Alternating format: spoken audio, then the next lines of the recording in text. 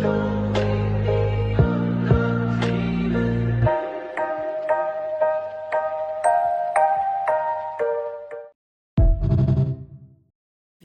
everyone, and welcome back for another episode of the 120 podcast, where we talk about sepsis, disability, and chronic illness. I want to thank you all for joining me again today. Today, I have a breast cancer survivor and a sepsis survivor. She is both on the podcast today, and she is also a scientist, Gitte Henssel Joergensen. I met her, oh my gosh, probably like 3 years ago. She was one of the first sepsis survivors I encountered on Instagram, and I have learned so much by following her. She is a wonderful person and uniquely also has that patient scientist take, and you're in for a really great episode today.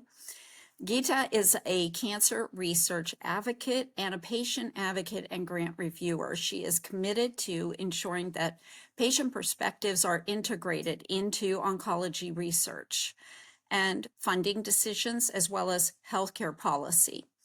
Her work focuses on promoting patient-driven research, reviewing and evaluating grant proposals, and raising awareness of lobular breast cancer. It's a subtype of breast cancer that affects approximately 15% of breast cancer patients, yet it remains vastly underrepresented in all the clinical research.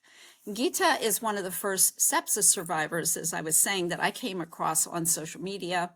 And I really admire her advocacy styles. She is the utmost in professional with a great sense of humor. She is a driven and passionate advocate. She's funny, empathetic, and she's a champion for the underserved and the underrepresented. She collaborates with leading organizations and oncology institutions, as well as participates in well-regarded advocacy training programs, including Project LEAD and the AACR Scientist Survivor Program, as well as working as a research associate at the University of Connecticut, where she specialized in cognitive psychology and psycholinguistics. Gitte has participated in numerous projects and initiatives that are dedicated to patient and patient-centered approaches in medicine and research, and she brings her scientific background into her advocacy and vice versa, which is a very unique and specialized skill that she has. Gitte, it's great to have you here today. Welcome to the 120 podcast. I also just want to remind our viewers that this podcast is not intended to serve as medical advice. If you have an infection or any other medical issue, please contact your own physician or go to your local emergency room. Watched your Instagram and know you from LinkedIn and everything, and it's wonderful to have you here finally on the podcast, especially during the month of October, which is Breast Cancer Awareness Month and Cancer Patients Month. I mean, we have to make this connection with sepsis and with cancer. And so I thought we'd get started by just having you tell everybody you have a very extensive background and you're actually involved with research. And so I'd like you to tell our audience a little bit about that, how you got to be a research associate, your education, training, and all that. So. And thank you, Jackie. It's wonderful to talk to you. And again, we've been following each other for a long time. There's not that many sepsis advocates out there, and I'll return to that point. But yeah, my background is I'm from Denmark originally, and I moved to England early on when I was 19 or so. And I did my master's and PhD at the University of York in the UK. So just a fun fact, this is Old York. This is literally what New York was named after. Okay, it's a beautiful Viking city.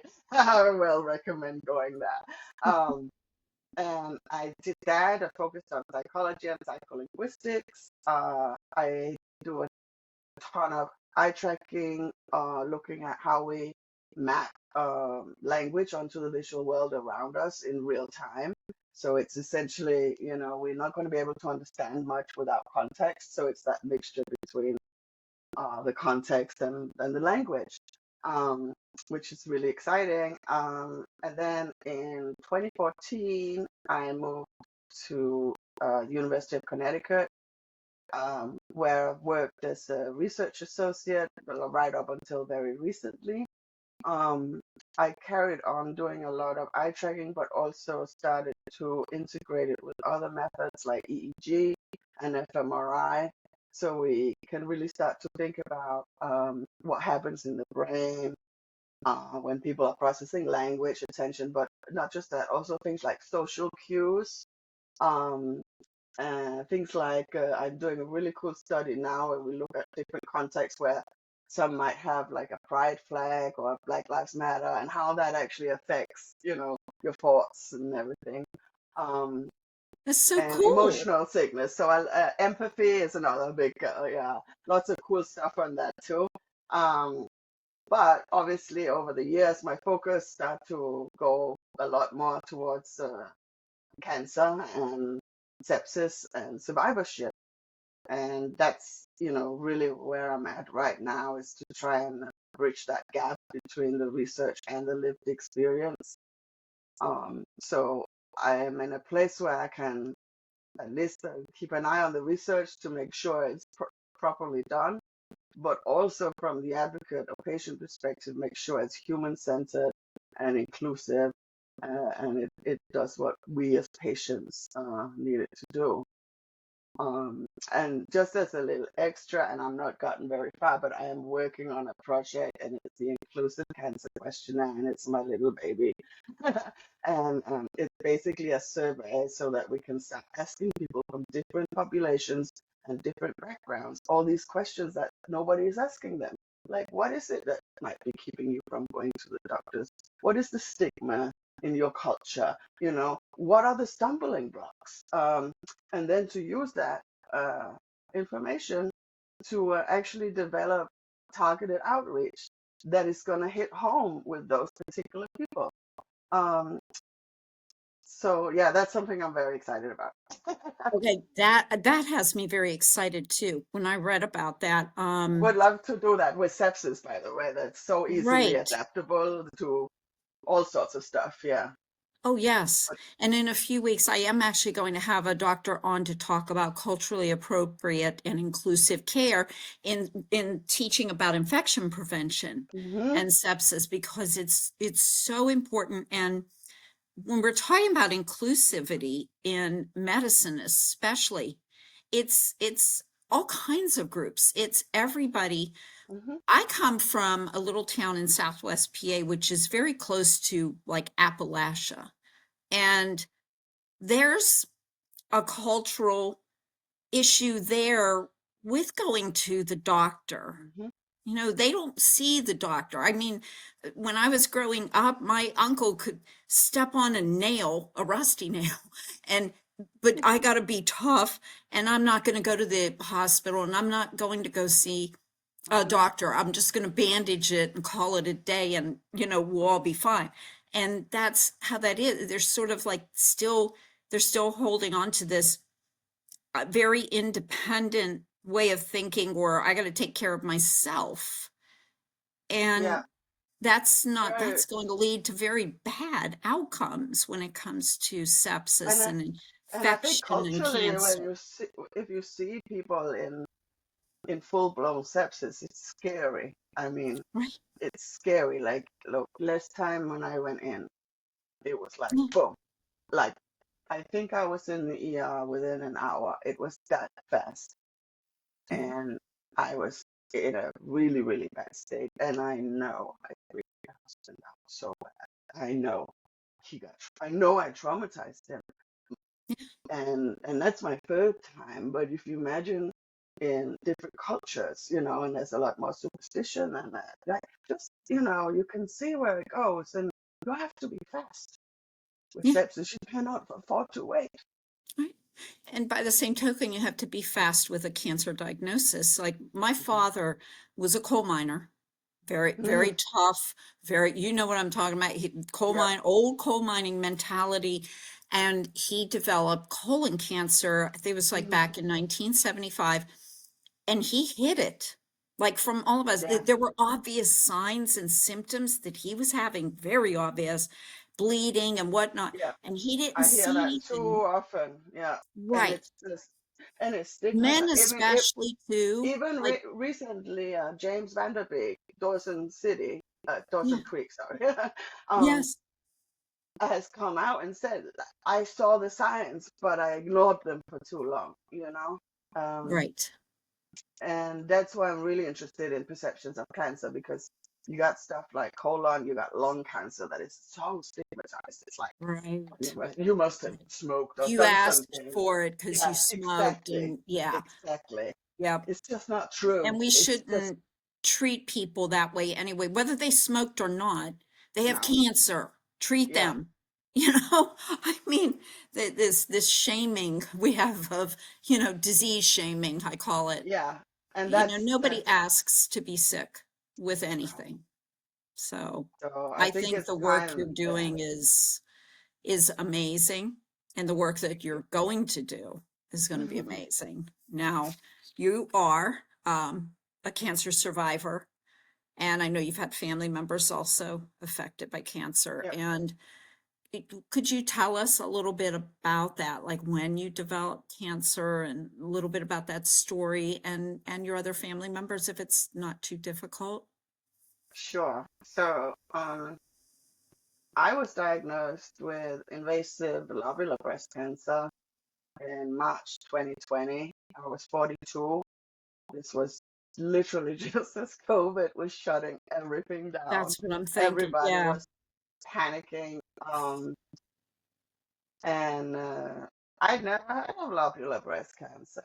Yeah, and this is, what makes that even, I guess, a little bit more extreme is that my sister actually had died only 7 months before that from metastatic inflammatory breast cancer, which is a very rare form of breast cancer, 1 to 3%. Lobular is the second most common, but it's only 12 to 15% still, which is why we Gi- need to advocate. Gita, how old was your sister? My sister was 44 when I My God. diagnosis. Yes. So she was diagnosed at the end of 2016.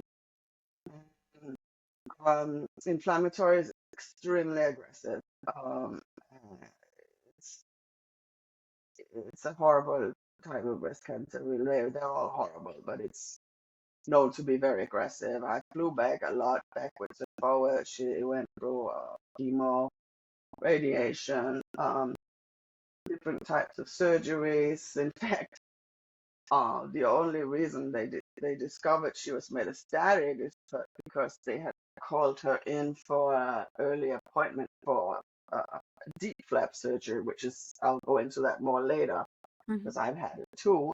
Um, and after they gave her the surgery, which was I think about 11, 12 hours, and they it's a big extensive surgery. They told her, oh, you know what, we just looked at your scans that you took pre-surgery, and actually there's some shadows on your liver, and boom, she was metastatic, and they just gave her this massive surgery that she essentially could not heal from because she had metastatic cancer. So that was terrible. It spread everywhere.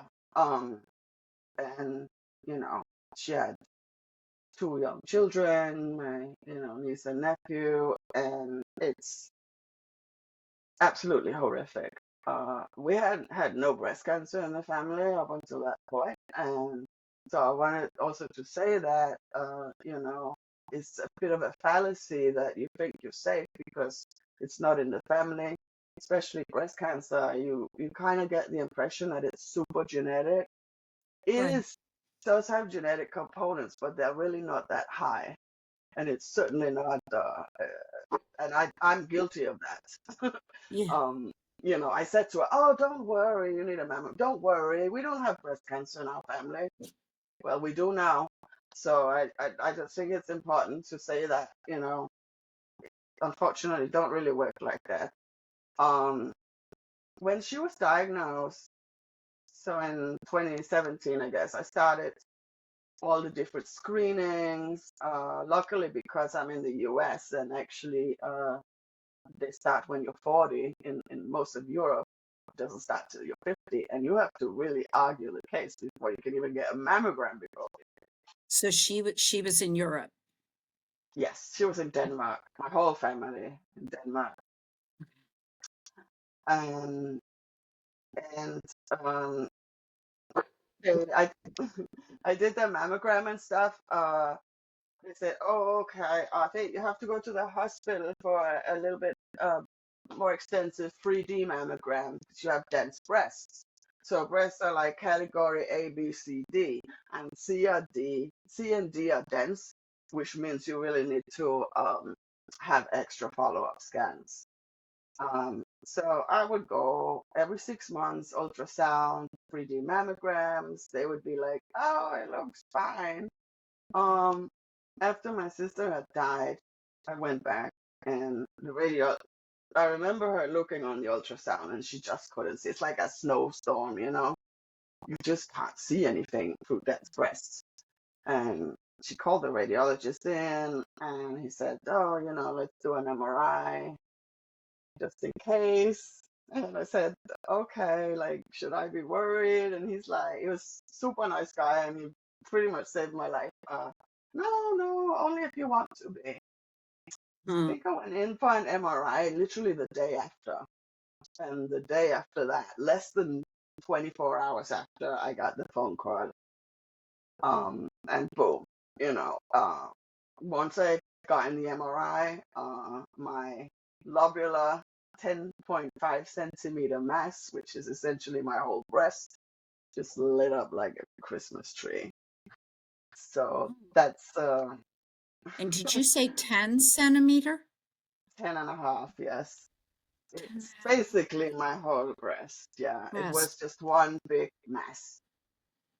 And then I also had some smaller areas in the other breast because, again, lobular really likes to go bilateral. And luckily for me, those hadn't been spotted on scanning. I just said I want a full mastectomy, you know, because my Yeah, sister's cancer had gone in both. I was like, I'm done. Um, right.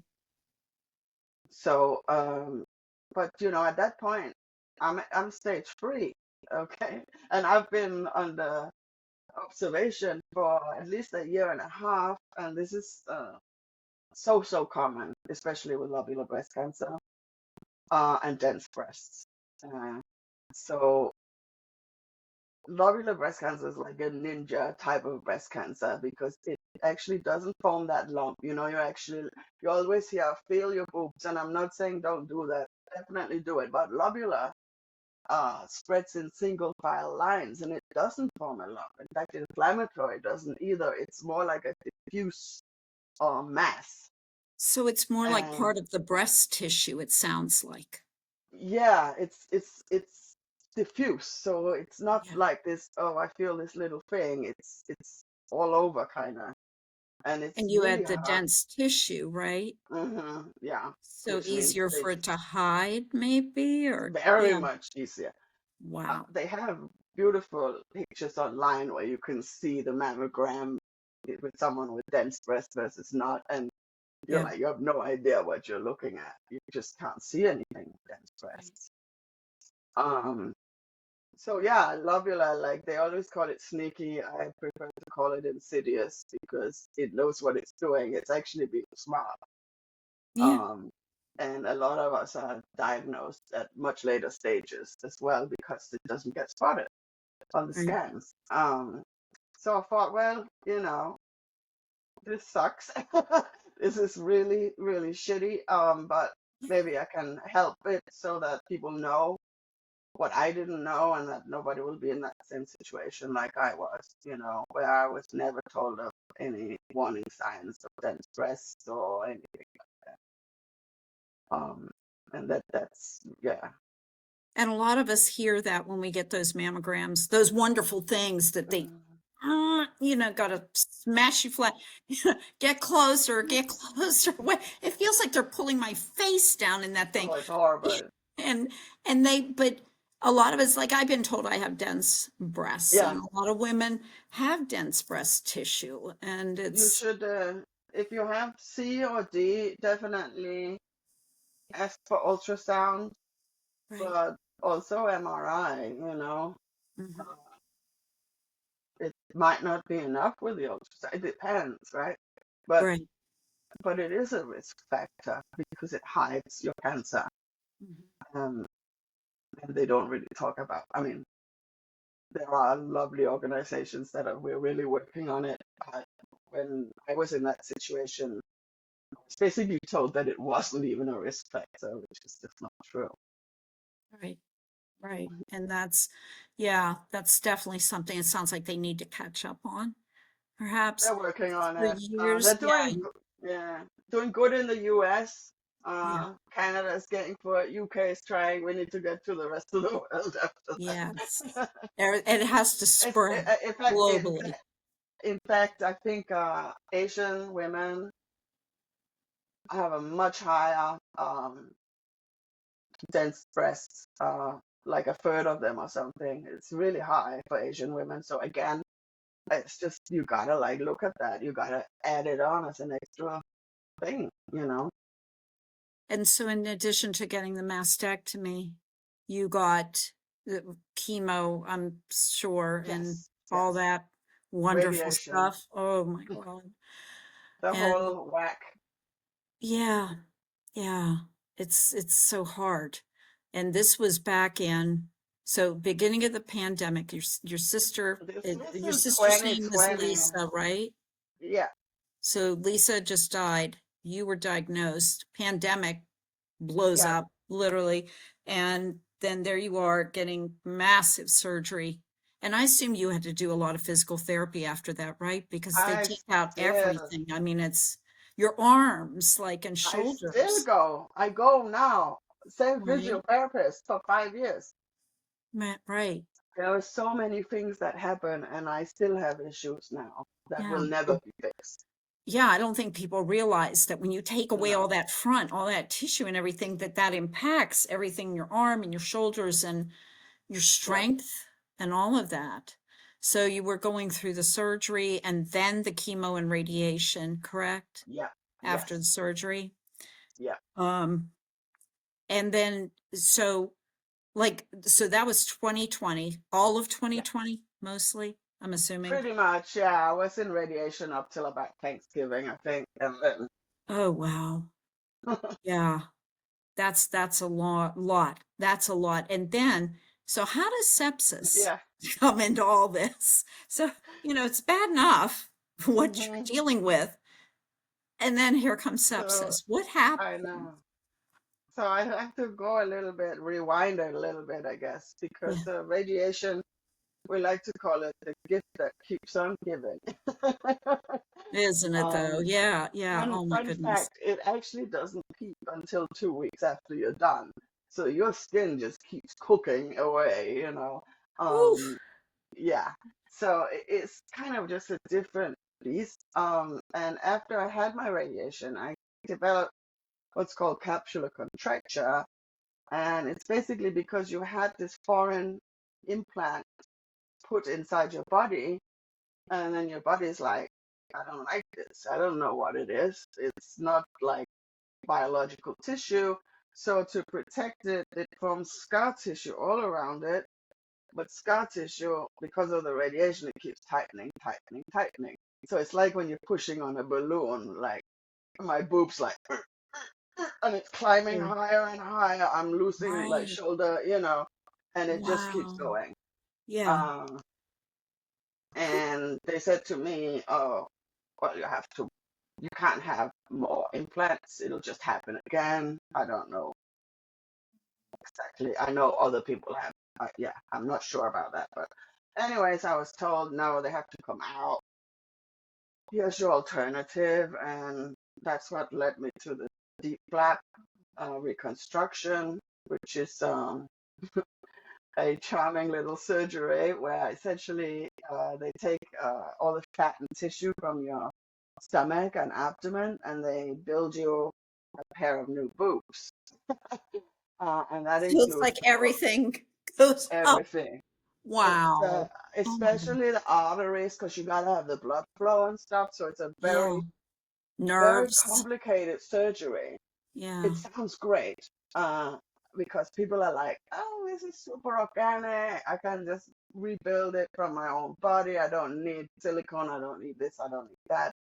Yeah. Yes, but if you're working on radiated skin, that's a whole different story for starters.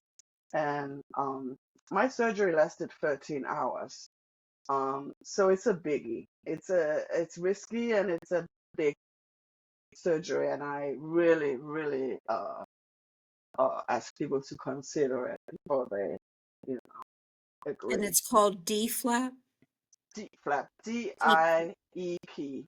So yeah, and there's different. It depends on where you get the. So deep flap is from the stomach, and Okay. then there's other ones where they take it from your back or the back of your thigh. It depends on where your like spare Yeah. stuff They're is. looking for some spare tissue there. Yeah.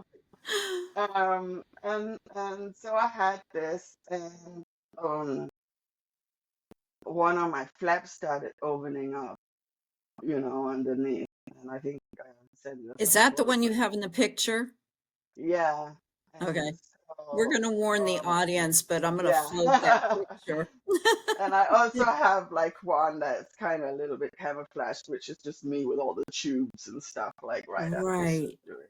Yeah. Um, Oh, and obviously this is a problem. I had been discharged from the hospital at that point and was going for follow-ups, and I showed them, like, I was sending them pictures, because it was COVID, so a lot of it was online anyways. right. And they said, "Oh yeah, no, you just gotta make some Dakin solution and clean it."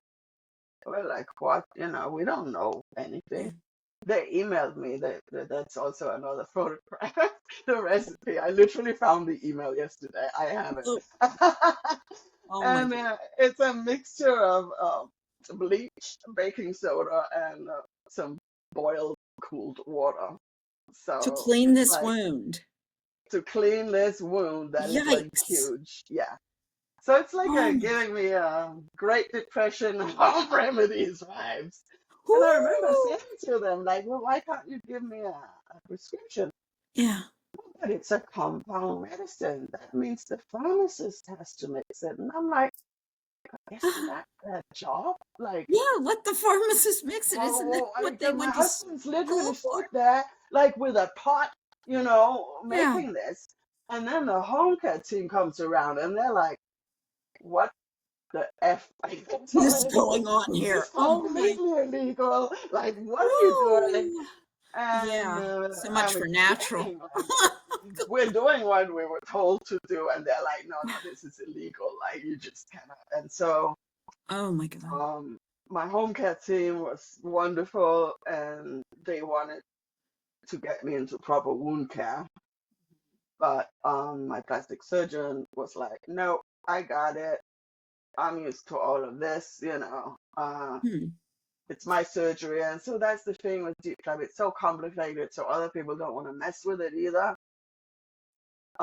So nobody really wanted to touch me. So I'm like, yeah, There's a putting pandemic. DIY bleach on No it one while, wants to deal with this. Oh my God. Yeah. But at that Oh, point, I knew I was a bit of a walking time bomb in terms of sepsis. I knew that did just you know because what sepsis was?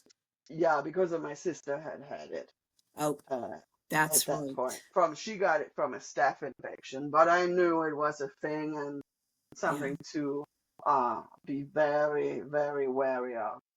Mm-hmm. Um, I actually went to see part of the medical team 2 days beforehand for my checkup, and I asked them for two things. I asked them for a prescription for Dakin solution and a referral to wound care, and they denied me both. And 2 days later, I got a fever, and that was that. Did they say why So they denied you the?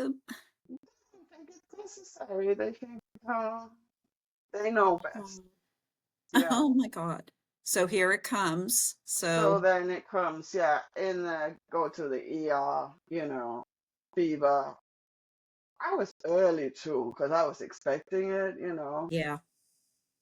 and they were great. They could see on my blood, my numbers right away, like things are wrong. But then they didn't know what to do with me, so they sent me back to the hospital, back to the ward where I had this surgery, back to the center. Oh my God. Back to the scene of the crime, Yep, kind of. basically, Oh no. yes. And by the time I was transferred to the hospital, I was not well at all. Like I'd already been given some stuff, but obviously not enough antibiotics. And I remember my plastic surgeon coming in and saying, I was saying to her, like, something's wrong, like, something's really wrong, And she said, oh, you just only got the flu. And I said, no, because I knew at that point, the first thing they did was test me, the flu and all these other things, and I was Right. negative. Yeah. I said, no, no, no, I'm negative for like A and B strains. She's like, oh, there's loads of strains. And then she walked off, and I was like, this isn't good, like, at all. And then they basically left me there, like, to die, is what it Oh, was. Like, oh my God. I was left in a room, hospital room. Nobody came in. Nobody checked my vitals. Nobody gave me any meds or antibiotics. Um, I was in that night was like the worst night of my life, because that's when I started hallucinating, which is something that happens with sepsis that also I think we need to talk a lot more about because your brain goes all sorts of places and essentially your body is shutting down from the outside in, right? Yeah. So it's fighting an infection that it cannot handle and it goes haywire and all it knows is maybe try to preserve some of the organs, right? Um, and yeah, that and I obviously there are lots of letters written for this. Um, but a night from hell, and then they finally at some point, and I don't really remember, they got the infectious disease doctor in, and she was wonderful, and she basically came in and was like, "Look, I'm gonna pump you full of everything. Is that okay?" And I said yes, and that's what they did. Just throw everything at Fluids, it.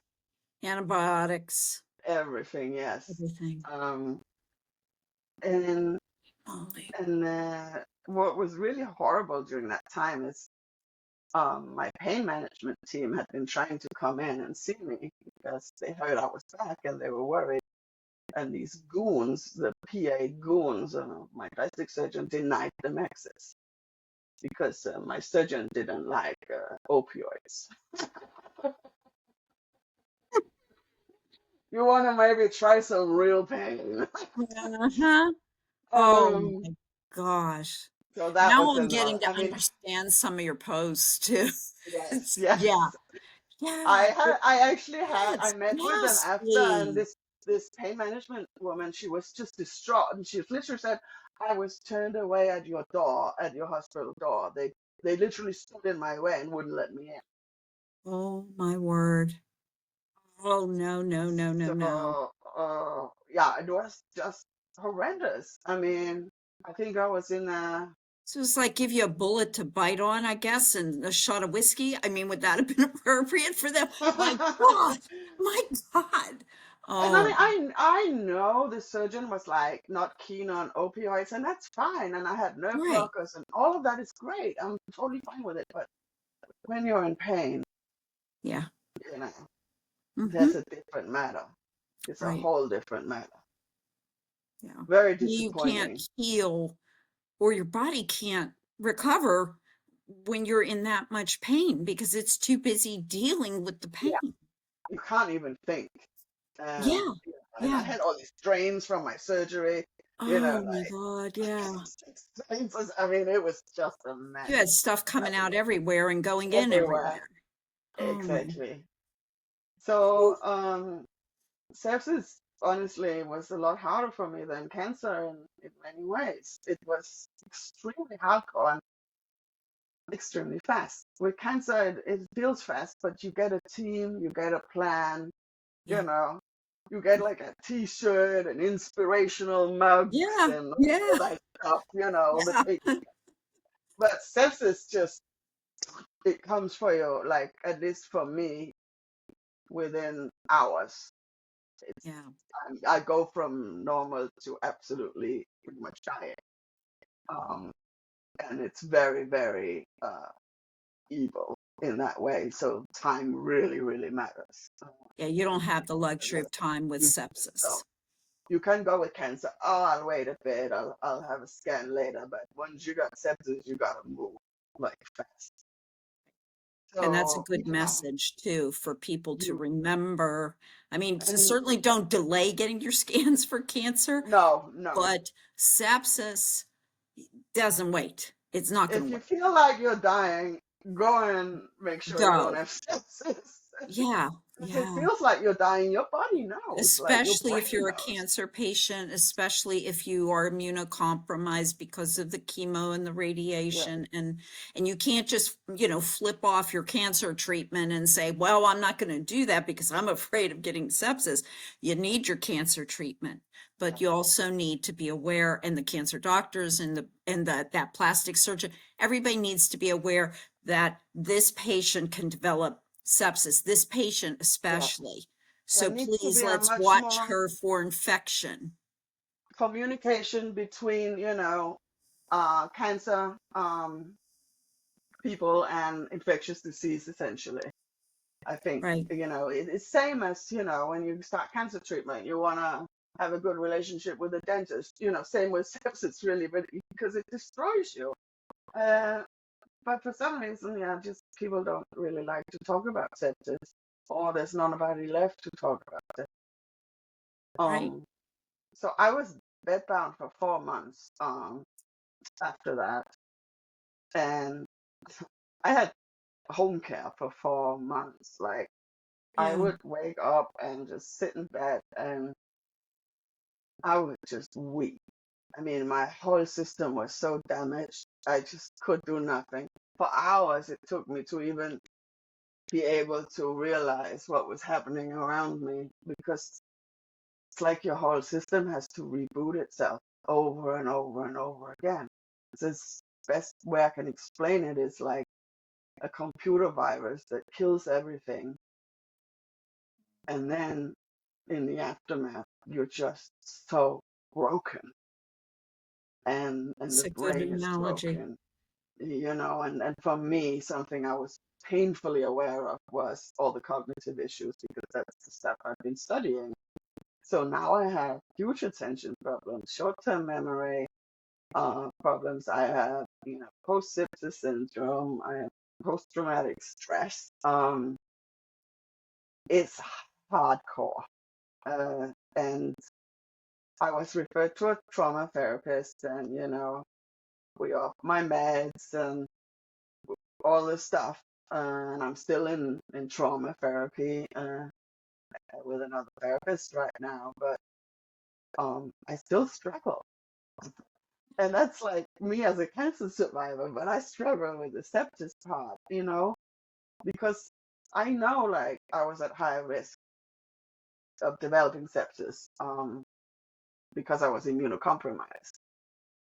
But the double whammy is that once you've had sepsis once, you're also more likely to get it again, which is probably one of the scariest parts. I mean, I spent years, I refused to take any pain meds that would lower my temperature because I was so scared. What if I get a fever and it's sepsis? And then I won't know because, I took something. Yeah. That's that's The kind of how it mentality. messes you up, because you're just so scared you'll do anything to avoid it. Mm. Um, and I thought I had, and I thought I did, but last Halloween, trick or treat, I literally woke up incredibly sick, straight back to the ER, into the CT scanner. My whole colon was infected, and it was septic.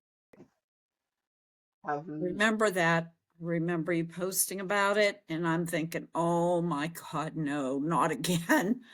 And yeah, and but they that's said, the what have you done? I'm like, I've done nothing, but have been on some very, very hardcore post-cancer meds, CDK1 inhibitors that's supposed to prevent the cancer from coming back.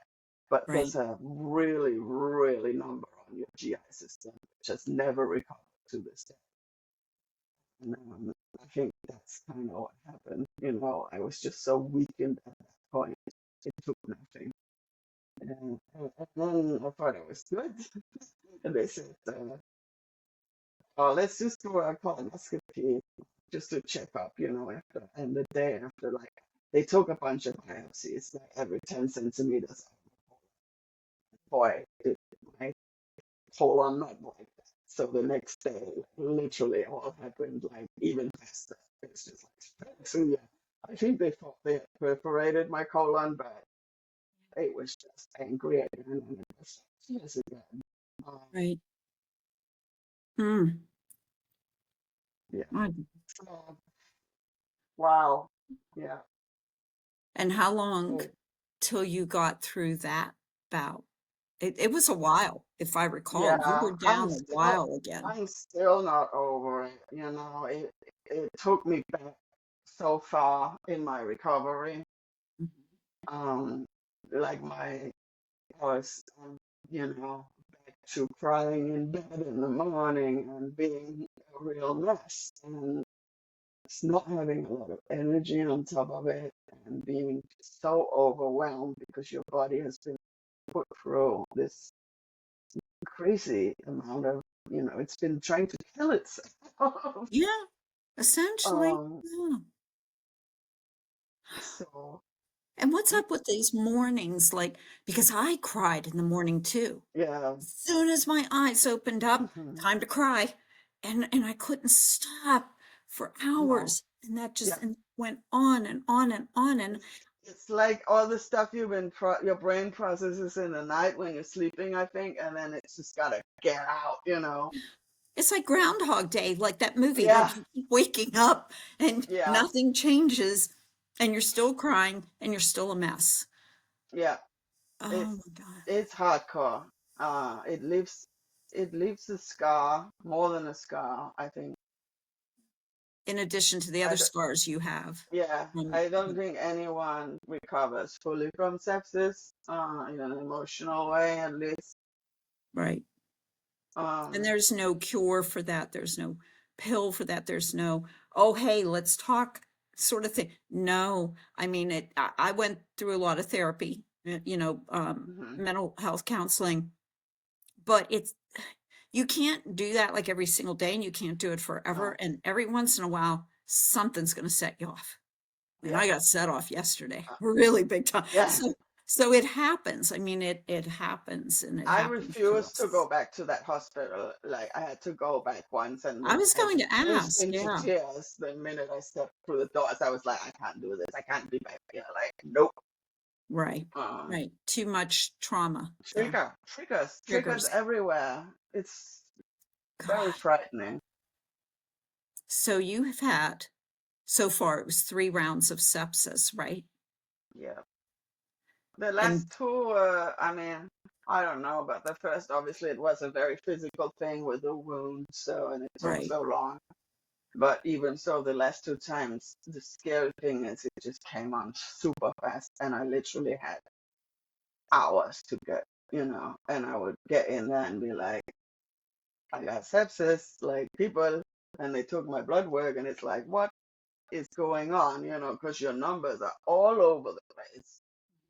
Um, so they know, at least they know, but And it's it's just very something you have scary. to be most vigilant about. All of us sepsis survivors, you have to watch out for a repeat performance. No one wants to Yeah, see that again. It's I just know like, I have oh, to move. You have to just move it if you know it's bad. Like that's it. yeah, If you don't, if they say, oh, it's not, then so what? At least, you did something about it. But yeah. most of the time, I think you know. You know your body and you just know. It's the worst. It's the worst sick ever. Hmm. And when did your advocacy begin? Like So both I for was, cancer, with cancer and sepsis. Yeah. I think I even started advocating before before I had sepsis. So as it was COVID, I was very, very isolated. Um, I went online and I found the Lobular Breast Cancer Alliance. And I'm like, oh, great. This is me. This is where I belong. And I saw they had a post about looking for research advocates. And I was like, oh, I can do this. Like, this is my background. I have a PhD, I have cancer, I'm angry, Yeah. I have good Wi-Fi. Like, let's move it. You're So I was, perfect. oh, why is As it soon as going? you said that, the Wi-Fi gods heard you. So you see that? Yeah. He's Mhm. like, oh no, you don't, Flick. So, yeah, because it was COVID, it was not just regular advocacy. I think it was for me. It was like social survival. It was the only way I was able to communicate with other survivors, other advocates. And so when everyone else was like doing the COVID knitting or baking sourdough, I was like Sourdough. Yeah. heavy into endocrine Yeah. therapy resistance and how to review research grants and things like that. Yeah. Um, and through the Lobular Breast Cancer Alliance, I got into something called Project Lead, which is like a cancer, breast cancer nerd boot camp. um, which is, yeah, it's the best way to describe it. It's hardcore, but it's also amazing. That was after my sepsis. So that was right after I sort of wasn't bedbound anymore that same summer, and I was very, very broken when I got there, but I kind of left a little bit healed. I met another sepsis survivor and breast cancer survivor, Jill Gress, which was really just lovely to be able to talk to someone who kind of knew what it was about. Um, and at the end of it, we were in La Jolla, and I was like, okay, I gotta have a new start. So even though I'm not fond of heights, I went paragliding so I could literally run and jump off the on the last day. Wow. Poor guy, he knows my life story. I know he is Yeah. the instruction. Oh my gosh. You Um, literally went off a cliff. it was like, yeah, I felt like I had to do something drastic to Yeah. move on Yeah. and just put my feet in the Pacific Ocean and just, kind of made my mind up that, I'm gonna move on from this. And so it just motivated me even more. And then I started doing a bunch of grant reviews. I joined the American Association for Cancer Research. They have a wonderful scientist survivor program, a bunch of other programs, Escape to Thrive, Alamo. And I just kind of got the bug, I guess, the advocacy bug. Yeah. It And is. It is like, yeah, it's it catchy. keeps me going. It keeps Yeah. me going, and I'm, I am not here just to sign your, letter of recommendation or be like the fun mascot that you need for your grant review, because that's the case in Cancerland. You very often need an advocate on board. But Right. I want to be there. I want to be in the room where it happens. I want to be where the decisions get made. I want to look at, the trial designs and funding decisions, and, um, I see a lot of research as a grant reviewer, and for me, it's like, you might want to get like a patient advocate involved before you like start writing down another, 42-page consent form in Klingon or whatever that nobody's gonna read. Trust me, Yes. I still take part in experiments, and so Yeah. to make it more accessible as well. Right. I think it is a big thing, and advocacy has become my life preserver. It's what keeps my head above water, basically, Yes. and it's kind of where my science brain and survivor brain get to like team up, and my Wi-Fi doesn't Yep. like I saw that. that. It And just went. what? It's very finicky. today, I think. So yeah, just, it motivates me, I guess, and it's Yeah, keeping me above water still today. it is. Advocacy, I think you said it best. It's a life preserver. Yeah. It makes us feel like, because you have no control when sepsis No. happens to you, when cancer happens to you, there is no control. I mean, we could try all of our best practices, but truth is, it's going to happen. Cancer is going to happen. Sepsis is going to happen. And when it does happen, I think we kind of can find some sense of stability and control when we advocate, when we speak out Mhm. about all the little monsters that came together, the sepsis and all of Mhm. it. And being able to help others, I think, you know, just I think it's a big part of it. I want people to know if I possibly can, if it can affect just one person positively, that's enough. That's all worth it then. Yeah, exactly. And I think you said that beautifully. If it affects just one person, Hmm. because with as many advocates as we are out here, if one affects one person, one affects another person, it does add up. It does add Yeah. up. And you're involved with some very um what is that I want to say, like very solid institutions, project lead and the scientist survivor program. And Hmm. I'll put links in the description box so that other cancer survivors, sepsis survivors can check those out. And the Alamo Definitely. Advocate Scholars Program, did you Yes. mentioned that one, right? That's something that happens every year during the San Antonio Breast Cancer Symposium, which is in early December normally.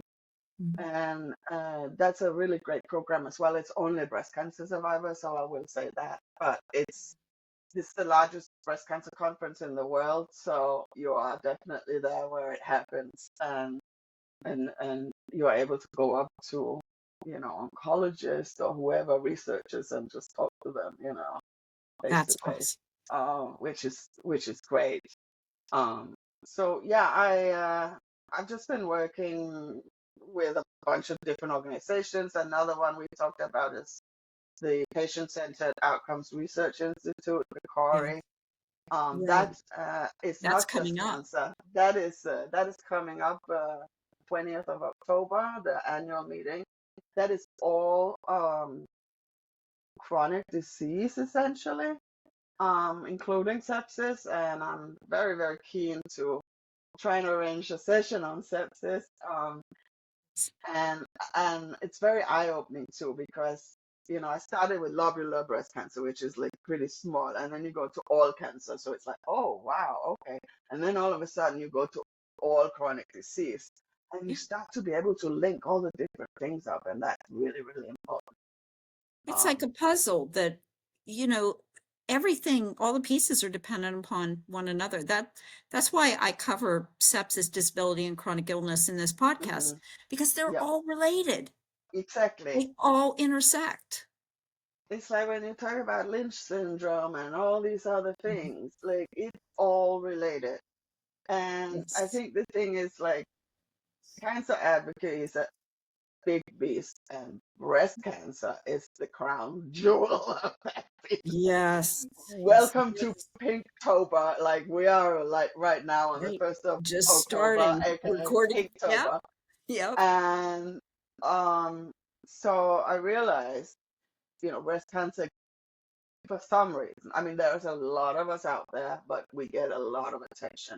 It's like the fun pink, boobs, Yes. whatever, right?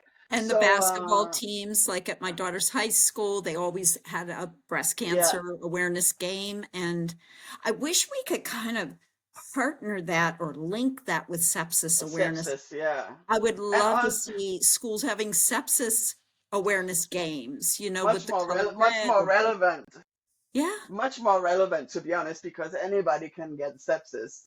right, You right. know, uh, so yeah. Um, One day we're going to do it. So I think that's why we need to, what happens with Pinktober is sadly a lot of other conversations get lost. So Yeah. sepsis rare cancers, metastatic cancer, it gets, I don't want to say romanticized, but it gets fluffed out sort of thing.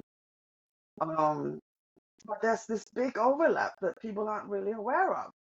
And, when you're a cancer person, you are already at risk. Your immune system's not great. You know you're at risk for infections and whatnot. And it's the same with sepsis. But it's like sepsis is just this one thing nobody wants to deal with.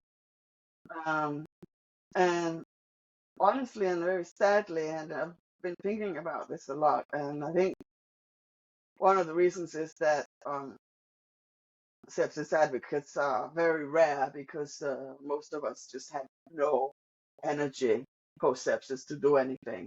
Most of us just try and stay alive. Um, if you Hit go the nail on the head. Yeah. if you go on the Facebook groups, which I am, you will read the most harrowing stories of people who have survived, but very, very barely. People have lost limbs, they've lost organs, relationships, jobs. You've lost your sense of self. Like the trauma is absolutely enormous. And so post sepsis life cannot afford so much to be about advocacy because we have to focus so much on just day to day survival. Um, Whereas, like I said, breast cancer is a well-oiled machine at this point. Yes, it is. So for to be able to bridge those two worlds, I think is really, really important because of the overlap, um, and letting people know, that there are And it, risks and you're not alone. right. And it has come, like breast cancer awareness has come finally into its own Mm. from a disease that people wouldn't even speak the word, would not say the word breast. They whispered about it. And that was also a blame and shame game too. Oh yeah, Just I like mean that, cervical cancer and oh my and it's God, you still must have like, been promiscuous or something with cervical cancer. All of it. And we really, guys, look, I'm adamant. We have to stop blaming patients yeah. for the diseases they get. Cancer's been around since when? Like thousands and thousands of years ago. It was documented in Greek by Greeks and Romans, and it's not a new thing, and it's not just something people get because they did something wrong or For they some smoked or reason, you whatever. know, the battle language, that's very popular. Oh, so and so lost their battle with cancer. Nobody loses their battle with sepsis or diabetes or asthma. No, no, that's just reserved. We are the spiritual warriors, but except we're not at all. Or, we just can't stay alive. This is not Yeah, something you choose. And I hate that battle language because it's not, it's treatment that fails. It's not the patient. right. Whatever, you know, disease or, yeah. And cancer is, I mean, as they said, even though you didn't have breast cancer in the family, I know like I'm going to be evaluated soon by the Genetic Cancer Institute down in Georgetown because of my family history. Cancer, number one, I believe it has a genetic component to it. Yes, we know that There's there's something. several genes involved in different types of cancer for sure. Right, right. And so like with the type of cancer my brother had, my dad had, and 11 of my dad's 14 siblings, one of whom was a Roman Catholic nun who never smoked, drank, or anything, and she Uh-huh. developed stomach cancer in her early 50s and died because back then, this was like the early 70s. It basically, once they opened you up for surgery, they said, oops, cancer closed you up and you died a few months later. Yeah. So, cancer's made leaps and bounds in treatment and like I said, especially the breast cancer thing, because I used to find it so annoying when I was a little girl and I would hear women whisper about Mm, having breast cancer. mm. Like there's shame to it and stuff. And so I think if The sepsis can follow stigma the is, cancer yeah. advocates lead, we can get maybe sepsis out there more as well, even though many of our advocates or would-be advocates are struggling But I mightily. think talking about it, I mean, I came across you on social media as one of the Yeah. few advocates, and I think that's why we connected a lot because there's just not that many people out We there. hit And it for right me, off. just knowing that you were there and that you had gone through something very similar, that that made me feel a lot better. It made me feel less alone and that someone was there that would actually understand it because I do think unless you've had sepsis, you don't get it. You don't get the feeling of it. It's just insane, and it's the same with cancer, of course. But the feeling of actively dying is a real mind bender. Going, like you said, from one moment to the next, and in that next moment, you're facing death. Yeah, That's it. and Your you know life's it. about to end. You Yeah. know it. Your body, you can. I mean, I can remember losing feelings, in my hands and feet and all of that stuff because your blood supply is shutting down, right? Because Right. it just starts to. That's why people lose their limbs, right? Because the body just Yeah. starts to protect the The internal inner organs. organs. Yeah. Yeah. I And mean, not, this is. yeah. I'm very, very always so surprised why nobody studies this. Why there's not more money put into research. And when you look at the death toll and the numbers, it's awful. 350,000, for those of you who've been watching all these episodes, 350,000 adults in America die every year, and 6,800 children.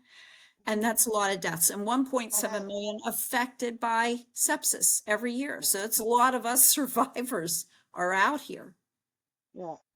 you know. Part of it, I think, is so we need to talk to the medical people as well, and we need to the stigma within the hospitals, like it's somehow their fault or whatever.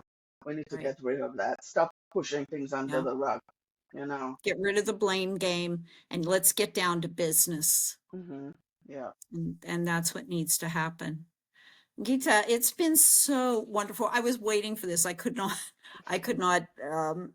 wait until we actually got No. to talk about this and to talk together in real time, so to speak. And I know I did have the one more Yeah. point that I wanted you to discuss was, how yourself, you have a PhD, you're a scientist.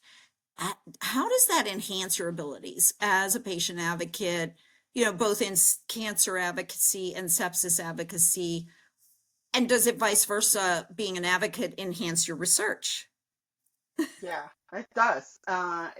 There's a few of us out there, those the scientist advocates or whatever you want to call it. And it's kind of like a weird superpower. Like you can talk research and trauma fluently. Um, it's been uh, it's been good. I mean, a PhD has certainly opened doors for me. That's for sure. Because there's not that many of us either who come from a mixed background.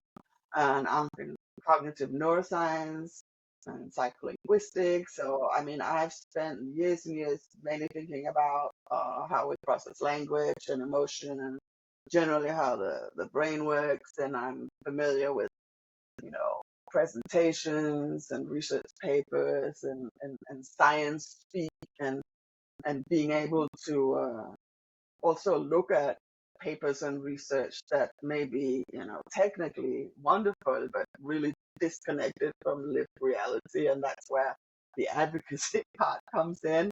And having been in academia many years, in some really far out projects, because psycholinguistics, it's like, yeah, like you got a really nice p value, Yeah. great result. Is this gonna actually like make a difference for human beings? Or so it's brought it more like, back down to like I want to make sure things are applicable and always take the patient perspective and bring the patient voice. Um, and I think that's super, super important. And also just in terms of survivorship and what happens after sepsis, what happens after cancer treatment. Like those are things we don't talk about enough because that's when you say you wake up and sit and cry in the morning, or in terms of cancer, you completely got PTSD. You're like, what the hell just happened to me for the last, 6, 8 months? Right. Everybody, like, you have appointments, it's a full-time job, and then all of a sudden, nothing. And then your brain starts to go, uh-oh, I'm traumatized. Yeah.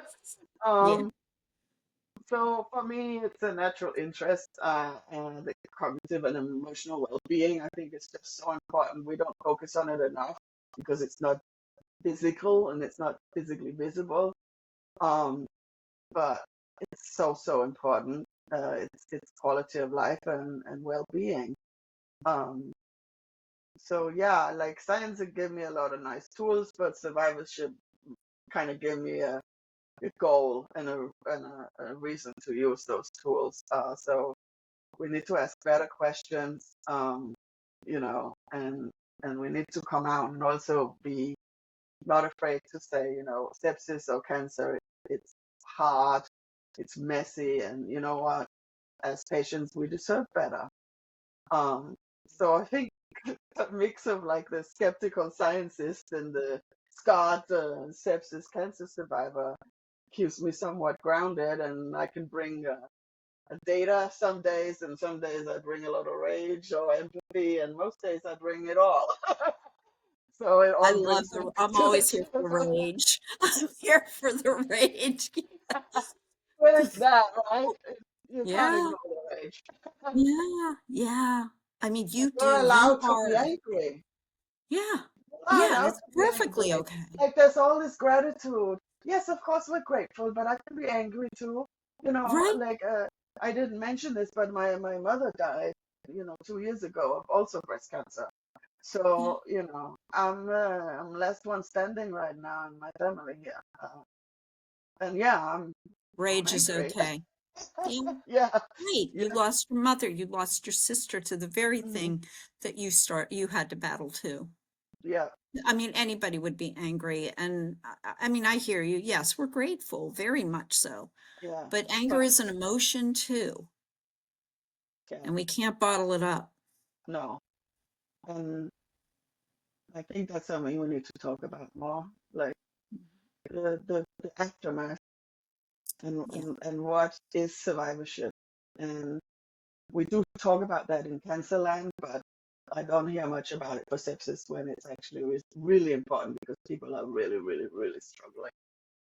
Right. And because nobody knows about it or knows much about it, and we're dealing with it, and we all feel like we're alone. And I mean, Yeah. it impacts people financially. It's impacted my family financially. Hmm. It's impacted another survivor I talked to, lost her home. I Yeah. mean, we shouldn't have this The happening. insurance won't touch you unless you're literally losing physical limbs, although Right. you're like not functionable at all. We've lost a lot of our Yeah. minds, is what we've But lost. it's Yeah. like the no, you are kind of thrown out to the side and ignored. The doctors don't want to know because they don't want to admit that maybe they made a mistake. Yeah. Yeah, and or that there's something that they really, really need to learn a lot more about. And I think I was going to say you're such a rare bird. I hate to use it. I mean, I think it's overused, rare bird, but you are because you have the researcher's eye in what really happens with sepsis and after sepsis. You've been there, you walk that walk. You are the most unique presence that we have out here when it comes to research and scientists understanding sepsis. You're a scientist, you understand because you walked the walk. You Hmm. walked the walk, and that is where the proving ground is. That's where our experiences are like forged in fire or something after all of that. We need so much more research in sepsis and especially cognition and emotions. Yeah, Sepsis rewires your whole system. I don't think people understand that. no, I was very surprised to find out how little it was studied afterwards, uh, especially the cognitive and emotional aspects of it. It's just not mentioned enough at all. And we try to find our way through the dark, essentially afterwards, because we got to live. We got to, and that's what happened with that episode I had yesterday in the pool at the Y. I felt like I was drowning and I was having a panic attack, and somebody said the wrong thing about Yeah. acupuncture. And I went, Oh, fuck yeah. no, No, no, I yeah, heard that. I'm no, sorry. I'm like, Yeah, no like, way. No way, please. Next, you're going to tell me yoga. And it's like, no, yeah, no. And I'm not, please, yoga people and acupuncture no. people. I've done both and they help me a lot. But that wasn't, because I wasn't doing acupuncture and yoga was not why I was It's having that it's kind episode. of like telling cancer people like to stop eating sugar and things Yeah, like that. yes, exactly. And you're like, Exactly. Yeah, yeah, they're not gonna work. No, no. no. And you can't, yeah, you just, I know people in the chronic illness community get sick of hearing it, people with disabilities get sick of hearing it. It's like, oh, have you tried? And the minute you hear, have you tried? Then I did at that point, I did want to drown myself because I was just like, no, I I don't, can't I do mean, this. but it's serious out there. Like, last time I was in the hospital, because I always end up in the cancer ward these days when it's sepsis. It doesn't matter. All roads lead to the cancer ward. Just all roads go to the cancer ward. Yes. Yeah. Uh, there was a lady in there, and she was stage 4 cancer, and you know, she was literally eating, uh, what is it called? Those parasite remover thing, that you give the dogs. Yeah, Not a she was, worming medication. yeah, she Whoa, gave me no. one. She was so desperate at that point. She Yeah. was eating dewormer, Uh-uh. No, and that no. broke my Oh, heart, yeah. you know?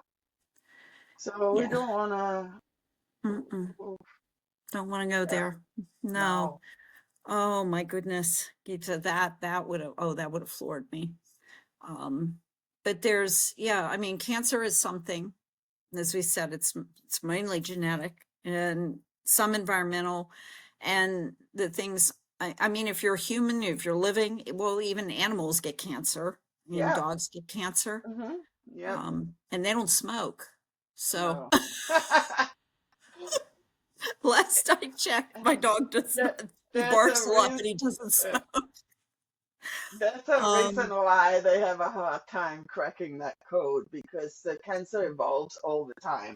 It's super adaptive. It mutates. It's very, very clever, and and it learns how to get around the treatments and how to get around the system. just like And viruses. I mean, as yep. long as we're here, as long as there are humans, Hmm. we're going to have to deal with these things, Hmm. whether it's cancer or diabetes or dementia or, because these bodies are not infallible.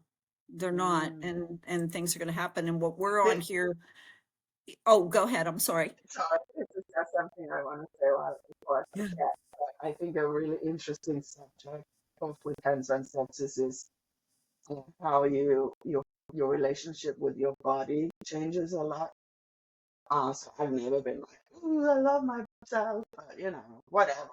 But like now, this is like my enemy partially. This body tries to kill me several times, and Yes. I call it my vessel.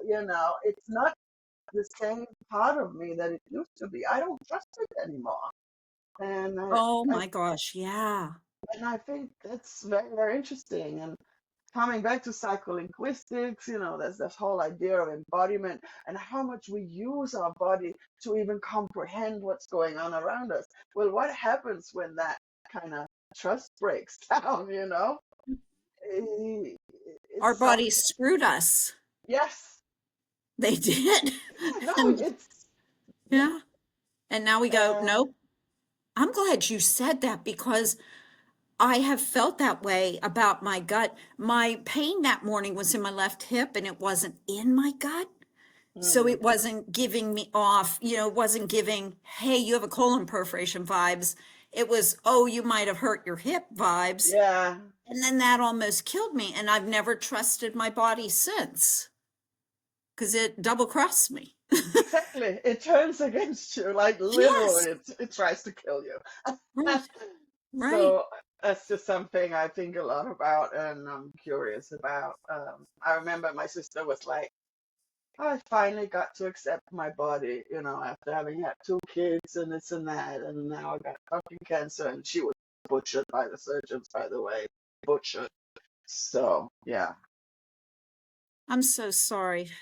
Gita, I'm very sorry that, your mom and your sister succumbed to this. Mm. I'm glad you're still here with me. Me too. Um, and I felt it like when I lost my brother this summer to Mm. neuroendocrine cancer, Yeah. which is like one in 12,000 cases are diagnosed every year. So that's a rare kind of cancer. Yeah, it is. Um, And then they don't get, I talk to people at conferences, I've talked to ex-pharma, and they're basically like, if there ain't money in it, we're not going to be developing right. treatments for these. Exactly. Like glioblastoma also as well. Yeah. Hmm. I mean, because it's just affects far fewer people, but yeah, it's hard to lose a sibling or a parent or a It's child horrible. Yeah, to any of this, to cancer or yeah, sepsis. yeah, anything. I Yeah. think we have made a start to work on the crossover between cancer and sepsis, I which is hope so. super I hope important. this episode is Yeah. pinnacle in doing that, because if there was ever reason to interlock the two together or weave the Hmm. two together, your story is indicative of that. I Highly mean, indicative. I think so. I think it just goes to show, But Hmm. and I really hope, yeah, we need more studies and research and support into this. Definitely. Um, So researchers and doctors and everybody who's listening, we need more. We yeah, definitely need we need more. to just look at the intersection here, and get the numbers. You have like, I don't know for sepsis, but for cancer, you have the SIA database. You have a bunch of like big databases, like, but we have to be able to combine them so that we We can find do. out. And there's a law, a federal law that I know Sepsis Alliance has been advocating for called Lulu's Law, which Mm, incorporates sepsis registries, just mimic just like the cancer yeah, registries. that's And exactly. Lucas Haynes on our board has, come with us to DC and talked about that and talked about the critical need for those sepsis Mhm. registries. And, And then when and you got them, you think about what AI can do on top of it, because they're thank you. building AI oncologists and all sorts right now. Right. And sepsis is going to end up left behind because there's no registries, there's no data. Yes. And I mean, the only other data I have is I do wear a medical alert Yeah. bracelet with Mhm. my health conditions on it. And I put on here that I sepsis survivor. Yeah. So it's my own personal registry, but we need those registries, and we need federal legislation too, like Kieran and Orla Staunton with the Sepsis Act, which just Yes. got put back in again, it just came back up into the legislation. And so, they're championing that, and Sepsis Alliance backs it, as well as Lulu's Law. And we got to get, I mean, it seems like things finally move when we get some kind of federal legislation behind it. Yeah. And I think that will That's help. easy to It'll do help right free now. up funding money and, all these other things. But Yeah. Geeta, is there anything else you want to leave our audience with today? Just in case you want to edit it in, because I'm just looking at the picture I made, and there's a Mhm. cute little baby squirrel that I didn't mention. And that was a squirrel that fell out of the nest and was abandoned in the midst of my. I was actually wearing the wound whack and all sorts at the time, which is a whole different. Oh, the wound vac. Yeah. Oh my God. It's like the farting machine. Yeah. Uh, and so we took it in and we rehabilitated him. I called him a nut nut. And he's out. We successfully let him back out, and he comes still to visit every day. He gets peanuts, and he really saved me as much as we saved him. squirrels bring a magic, and I needed that. I'm big on animals and animal therapy, and I think he was sent to me. I really do. He brought some happiness back into my life at that moment when I really needed it. Yeah. And that's so So important. That's yeah, such a sweet story. That's, and it's that's a cute. great one. Yeah. Yeah. Like And it you still, still comes and like yeah, it's just I very was just cute. going to ask, and he still visits. Every day almost. Well, not in the winter, but right now, yeah. Yeah. That's so For his sweet. peanuts. So Yeah. sweet. I can't wait to see you back. We'll see you later on Yeah. Instagram. And of course, when you come to DC, it'll be Yeah, great to meet in person. let's try and sort something out. That'd be really cool. Yes. And I want to Thank thank the you. audience for being here again today, listening to us hash out. Yeah. We are going to solve it. We're going to solve this problem for sure. And I want to thank you again, Gitte, for coming on the podcast with me and giving me your Yeah. time. I know you're very busy. Oh, I'm very happy Ladies and to gentlemen, speak on she's a this. nonstop advocate. She's always out there. So yeah, No, thank I you, admire Jackie. what you do. Also, we need more sepsis advocates, for sure. Yeah. Maybe have a little mini meeting or some Yeah. retreat. Or I don't know. We need to I get would love a together, have retreat. some sort of get together, yeah, Let's where we start a can actually. GoFundMe and get a Yeah. retreat going. Oh, write I a would, grant app. Yeah, I'll look out for some grant applications. because how great would that be in person if we could meet, we could We all need to meet convene. to have that initial brainstorming, I think, where Yeah, everybody can chip in. That's the first step. I want, definitely. I want a broad set of opinions at the end of the day. A So, diverse selection of yep, voices and exactly that. everybody I involved. always tell people if you don't pay advocates, you're going to get a bunch of rich white women. Is that what you want? Right, right, right. Don't mean that to be mean, but that's the Yes, truth. no, but no, but it's the truth. Yeah, Yeah, you're only going to get certain people. You're not going to get everybody, and you're not going to get everyone's voice. And I no, know of so many survivors who are struggling, and I know yeah, they definitely can't afford to make these kind of retreats, but let's look into that actually. yes. I'm totally, A totally up for grant. that. I love it. I love it. But Oh, thank you. Thank you so much take again. Gita. care. Thank you. And We'll you take talk. care. Yeah, Yes. and Great talk. We'll talk thank you again. so much. Yeah, bye. Bye.